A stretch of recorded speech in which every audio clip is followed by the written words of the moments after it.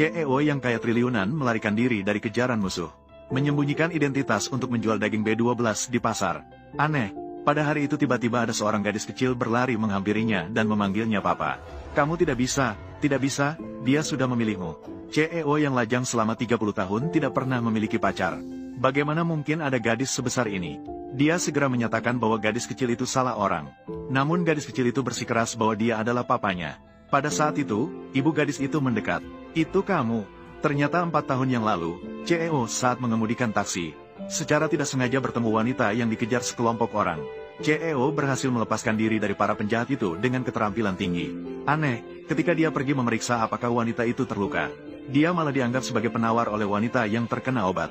Setelah itu, CEO untuk menghindari jebakan musuh, bersembunyi dan berpindah-pindah tempat selama 4 tahun.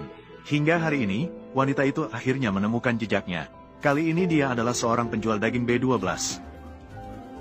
Penjual daging B12. Kemudian wanita itu membawa putrinya untuk bertemu. Melihat CEO tidak percaya, wanita itu bahkan mengeluarkan bukti tes hubungan darah antara dia dan putrinya. Sekali saja, kamu masih ingin berapa kali hari ini?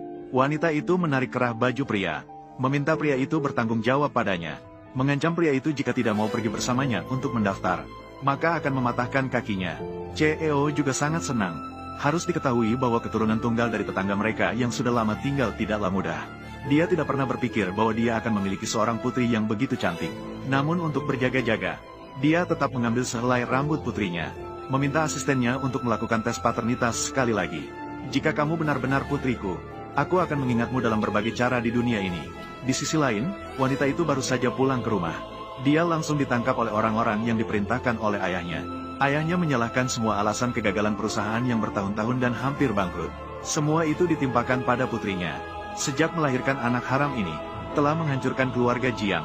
Keluarga Jiang tidak pernah berhenti menekan kami. Jika bukan karena bencana ini, apakah keluarga kami akan jatuh ke titik seperti ini? Wanita itu memarahi wanita licik itu dan menyuruhnya untuk cepat-cepat diam jika dia tahu diri. Namun, wanita licik itu berbalik dan melapor kepada ayahnya. Ibu tiri juga muncul untuk mendukung putrinya. Untuk benar-benar mengusir wanita itu dari rumah ini, ibu tiri juga telah bersekongkol sebelumnya. Menipu ayahnya dengan mengatakan bahwa jika wanita itu meminum air suci yang telah dicampur obat, ini akan mengembalikan kejayaan keluarga. Melihat wanita bersumpah tidak akan menyerah, ayah bahkan memerintahkan untuk mengurung gadis itu di ruangan gelap. Putriku, Xiao Fei Luan, dalam bahaya. Sementara itu, CEO menerima telepon dari bawahannya, mengatakan bahwa gadis itu benar-benar putrinya. Namun, melalui penyelidikan ditemukan, ibu dan anak perempuan itu telah hidup tidak baik selama bertahun-tahun. Wanita